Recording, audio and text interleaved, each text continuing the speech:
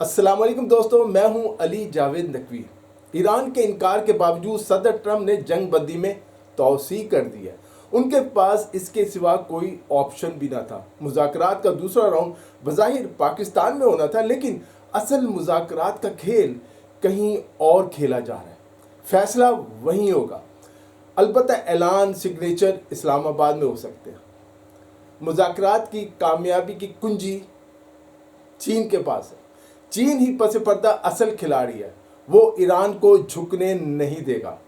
جنگ بندی معاہدہ کا فیصلہ وہی کرے گا، باقی سب آنیاں جانیاں ہیں، بس دیکھتے رہیں، انجوائے کریں۔ دوستو، اگر آپ نے ابھی تک چینل کو لائک اور سبسکرائب نہیں کیا تو چینل کو سبسکرائب کریں۔ اگر آپ کو ویڈیو اچھی لگے تو اپنے دوستوں سے شیئر بھی ضرور کریں، کمنٹس کریں۔ اگر ذہن میں کوئی سوال ہو تو آپ وہ بھی پوچھ سکتے ہیں۔ امریکی صدر ٹرمپ نے سوشل میڈیا پر ایک بیان میں کہا کہ وہ ایران کے ساتھ جنگ بندی کو غیر معینہ مدت تک بڑھا رہے ہیں۔ ان کے مطابق یہ فیصلہ پاکستان کی درخواست پر کیا گیا، جو اس وقت مذاکرات میں ثالثی کا کردار ادا کر رہا ہے، اور یہ توسیع اس وقت تک برقرار رہے گی جب تک مذاکرات کے نتائج سامنے نہیں آ جاتے۔ بظاہر امریکہ نے اب یہ کہا ہے کہ وہ ایران پر حملے نہیں کرے گا۔ دلچسپ بات یہ کہ ایران نے جنگ بندی میں توسیع کی کوئی درخواست نہیں کی۔ ٹرمپ دراصل اس جنگ میں مطلوبہ نتائج حاصل کرنے میں ناکام رہے ہیں۔ جنگ کے دوران امریکہ نے مختلف حکمت عملیاں آزما لیں، مگر کوئی فیصلہ کن کامیابی حاصل نہ ہو سکی۔ اب وہ جنگ سے نکلنے کا باعزت راستہ چاہتا ہے، جو ایران اسے دے نہیں رہا۔ اگر وہ ایران پر دوبارہ حملے کرتے ہیں تو کئی دوسرے ممالک بھی جنگ میں شامل ہو جائیں گے۔ اگرچہ جنگ امریکہ کے لیے فائدہ مند ثابت نہیں ہوئی، مگر ٹرمپ دوبارہ کوئی چال یا کوئی فریب کو استعمال کر سکتے ہیں، ٹریپ کر سکتے ہیں۔ جنگ بندی میں توسیع کا اعلان بظاہر امن کا اشارہ ہو سکتا ہے، لیکن پس پردہ امریکہ یا اس کا اتحادی اسرائیل کسی بھی وقت نئی فوجی کارروائی کوئی کر سکتا ہے۔ ایرانی حکام کے مطابق وہ نئے امریکی حملوں کے امکان پر خطرے پر گہری نظر رکھے ہوئے ہیں، اور جوابی حملوں کے لیے ان کی انگلیاں ٹریگر پر ہیں۔ ایران نے کچھ نئے میزائلوں کی تصاویر بھی جاری کی جو اب تک امریکہ اور اسرائیل کے خلاف استعمال نہیں کیے گئے۔ ایران کے موقف کے مطابق اگر بحری ناکہ بندی جاری رہتی ہے تو اس کا مطلب ہے جنگ بھی جاری ہے۔ ایسی صورت میں ایران آبنائے ہرمز کو نہیں کھولے گا اور ضرورت پڑنے پر طاقت کے ذریعے ناکہ بندی توڑنے کی کوشش کرے گا۔ ایران کے حمایت جاتا حوثی باغیوں نے بھی یمن کے راستے سعودی عرب کی سپلائی لائن بند کرنے کی دھمکی دی ہے۔ ایک اور اہم پہلو یہ بھی ہے کہ امریکہ شاید ایران پر مستقل دباؤ برقرار رکھنا چاہتا ہے تاکہ اس کی معیشت اور سیاست غیر یقینی کا شکار ہے۔ ٹرمپ کا جنگ بندی میں توسیع کا اعلان بظاہر ایک سفارتی قدم لگتا ہے، مگر اس کے پیچھے کسی بڑے یا ایٹمی حملے کی تیاری بھی ہو سکتی ہے، اور ایک زیادہ پیچیدہ اور غیر یقینی جنگ کا آغاز بھی، جو دنیا کو تیسری جنگ عظیم کی طرف لے جا سکتی ہے۔ اب سوال یہ ہے کہ آخر ایران کیوں امریکی معاہدے پر ہاں کہنے سے مسلسل انکار کر رہا ہے، جبکہ پاکستان سمیت خطے کے 4 بڑے ممالک ایران کو مذاکرات کی میز پر لانے کے لیے اپنی پوری توانائی صرف کر رہے ہیں۔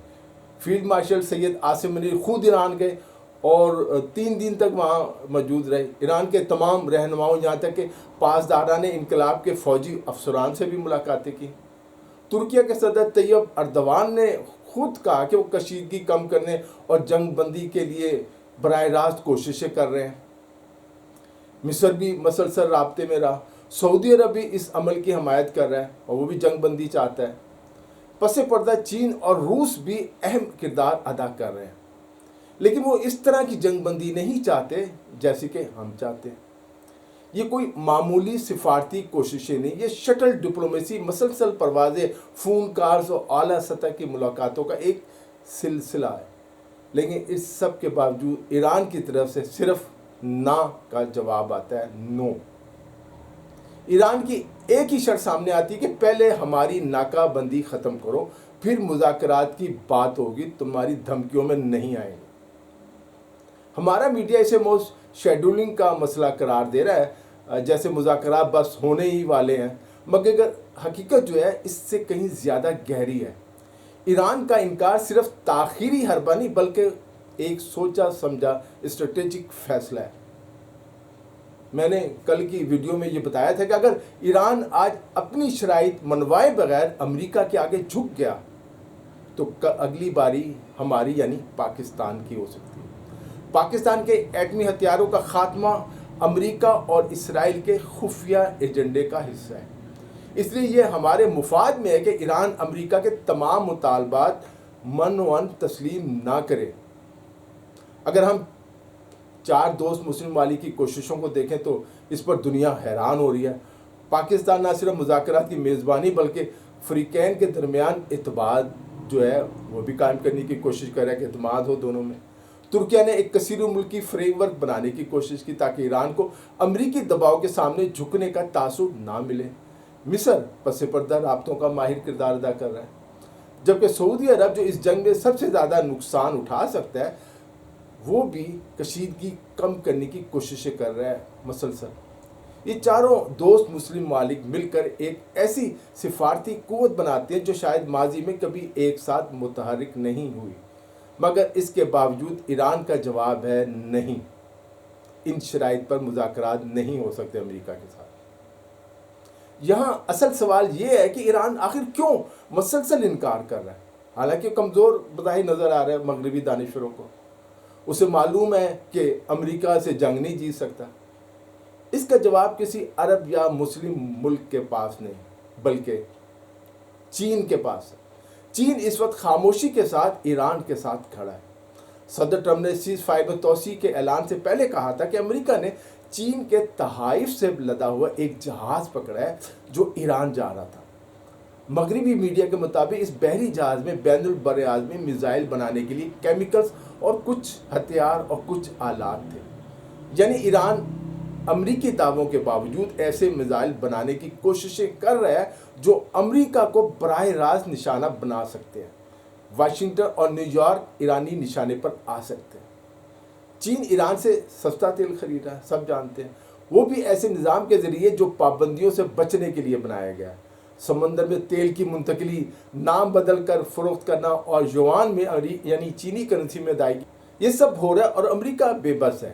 چین یہ بھی سمجھتا ہے کہ امریکہ ایران کی ناکہ بندی کر کے چین کو تیل کی سپلائی روکنا چاہتا ہے۔ ایران کے اندر بے پناہ استقامت اور قربانی کا جذبہ ہے۔ اتنی بمباری اور تباہی کسی اور ملک میں ہوتی تو وہ ہتھیار ڈال چکا ہوتا ہے، لیکن ایران اب بھی امریکہ سے جنگ کے لیے تیار ہے۔ اسی دوران روس بھی میدان میں آ چکا ہے، پہلے بھی مدد کرتا رہا ایران کی۔ ایران اور روس کے درمیان آبنائے ہرمز میں گزرگاہ کی ضمانت جیسے معاہدے اس بات کی نشاندہی کرتے کہ ایک نئی جغرافیائی صف بندی ہو چکی ہے۔ اس بات کا خدشہ موجود ہے کہ اگر امریکہ ایران پر دوبارہ حملے شروع کرتا ہے تو روس اور چین کھل کر ایران کو اسلحے کی سپلائی شروع کر دیں گے۔ دلچسپ بات یہ ہے کہ ایران نے پاکستان، ترکیہ، مصر یا سعودی عرب کو تو کوئی جواب نہیں دیا، مگر چین اور روس کے ساتھ عملی تعاون کو آگے بڑھایا۔ تعاون یہ زیادہ ہو رہا ہے اس وقت۔ چینی دفتر خارجہ کے بیانات سے لگتا ہے کہ چین بھی چاہتا ہے کہ خطے میں امریکی اثر و رسوخ کو ختم کیا جائے، مشرق وسطیٰ سے امریکی فوجیں واپس جائیں۔ امریکہ اور ایران جنگ کا معاملہ اس وقت تک ختم نہیں ہوگا جب تک روس اور چین بھی عملاً اس کے لیے اپنا فیصلہ کن کردار ادا نہیں کریں گے۔ اس کی 2 صورتیں ہیں، پہلی کہ وہ ایران کو مزید طاقتور بنا دیں، امریکہ کے لیے ایران کو فتح کرنا ممکن نہ رہے، یا یہ کہ وہ ایران کو تنہا چھوڑ دیں۔ ظاہر ہے چین اور روس دونوں ایران کو کبھی تنہا نہیں چھوڑیں گے۔ اس کا مطلب یہ بھی ہوگا کہ چین اور روس نے دنیا پر امریکہ کی برتری ایک بار پھر تسلیم کر لی ہے۔ اس کے بعد چین اور روس کے لیے سب اچھا نہیں ہوگا، یوکرین بھی روس کے ہاتھ سے نکل جائے گا۔ امریکہ کی شرائط بھی مذاکرات کے دوسرے راؤنڈ شروع نہ ہونے کی بڑی وجہ ہے۔ امریکہ چاہتا ہے کہ ایران یورینیم افزودگی کی مکمل طور پر چھوڑ دے، جو یورینیم افزودہ کر رہا ہے، اور امریکہ کے حوالے کر دے۔ ابنائے ہرمز پہ ایرانی کنٹرول جو ہے ختم ہو جائے اور وہ ایران پیچھے ہٹ جائے۔ دوسری طرف ایران جنگی ہرجانے، سیکیورٹی گارنٹیز اور اپنی خود مختاری کو عالمی طور پر تسلیم کرانا چاہتا ہے۔ یہ کوئی معمولی فرق نہیں ہے، یہ دراصل مذاکرات اور سرنڈر کے درمیان فرق ہے۔ ایران کے نزدیک موجودہ مذاکراتی میز ایک سرنڈر ٹیبل بن چکی ہے۔ اگر میں یہ کہوں کہ مذاکرات صرف امریکہ اور ایران کے درمیان نہیں ہو رہے بلکہ امریکہ اور چین کے درمیان بھی ہو رہے ہیں تو غلط نہیں ہوگا۔ یہ دنیا پر حکمرانی کی جنگ بن چکی ہے۔ جس طرح چین بھارت کے خلاف جنگ میں پاکستان کی مدد کر رہا تھا، آج اسی طرح ایران کی مدد کر رہا ہے، اور اگر یہ مدد بڑھ گئی تو ایران بھی اسی طرح اہم امریکی اور اسرائیلی شخصیات کو نشانہ بنا سکتا ہے جیسا کہ انہوں نے ایران میں بنایا۔ یہ وہ حقائق ہیں جن کی وجہ سے صدر ٹرمپ دوسری مرتبہ سیز فائر میں توسیع کرنے پر مجبور ہوئے۔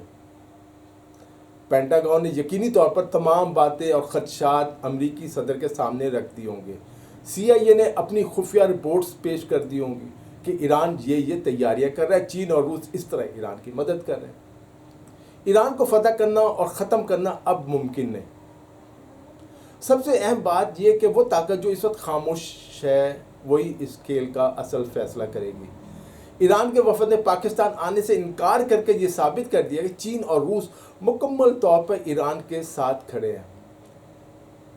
ہماری کوششیں اس وقت ہی کامیاب ہوں گی جب چین فیصلہ کرے گا۔ مغربی میڈیا کے مطابق پچھلے مذاکرات مایوس کن رہے۔ ایرانی وفد بڑی تیاری کے ساتھ آیا تھا، لیکن امریکہ کی طرف سے سنجیدہ مذاکرات کا ارادہ تھا ہی نہیں۔ جب اجلاس کے دوران امریکی نائب صدر JD وینس اسرائیلی وزیر اعظم نیتن یاہو کا فون سننے باہر چلے جائیں تو یہ ظاہر ہوتا ہے کہ یہ حقیقی مذاکرات نہیں تھے۔ اس سے یہ بھی پتہ چلتا ہے کہ فیصلے دراصل نیتن یاہو کر رہے ہیں، نہ کہ صدر ٹرمپ۔ ایران کے پاس اب بھی ہزاروں ڈرونز اور ہزاروں میزائلز موجود ہیں جو کئی ہفتوں تک جنگ جاری رکھنے کے لیے کافی ہیں، اور نئے میزائل بھی بن رہے ہیں۔ ان کے وزیر خارجہ عباس عراقچی بھی یہ بات کہہ چکے ہیں۔ جبکہ دوسری طرف امریکہ کو اپنے وسائل دوبارہ بھرنے پڑ رہے ہیں، وہاں پروڈکشن کا مسئلہ ہے۔ امریکی دفاعی ماہرین کے مطابق اگر ایران نے خلیج فارس کے مغربی ساحل پر موجود تنصیبات کو نشانہ بنایا تو عالمی سطح پر شدید معاشی بحران جو ہے وہ پیدا ہو سکتا ہے، جس میں تیل و گیس ہی نہیں، خوراک بھی نہیں ملے گی، خوراک کی قلت بھی پیدا ہو جائے گی۔ یورپ میں توانائی بحران شدت اختیار کر جائے گا، جس کے نتیجے میں یورپ میں حکومتیں گر سکتی ہیں۔ میں اپنی پہلی ویڈیوز میں بھی کہہ چکا ہوں کہ اس جنگ کے نتیجے میں عالمی نظام بدل رہا ہے اور امریکہ کی طاقت کم ہو رہی ہے، جبکہ چین ایک نئی معاشی اور فوجی قوت کے مرکز کے طور پر ابھر رہا ہے۔ امریکی سامراج کو اب یہ تسلیم کرنا ہوگا کہ وہ ایران سے جنگ ہار چکا ہے۔ وہ دنیا کی واحد سپر پاور نہیں رہا۔ طاقت کے اور بھی کئی نئے مراکز بن چکے ہیں جن سے وہ اب جنگ نہیں جیت سکتا۔ دوستوں، اس ویڈیو میں اتنا ہی۔ علی جاوید نقوی کو اجازت دیجیے، اپنا خیال رکھیے گا، خدا حافظ۔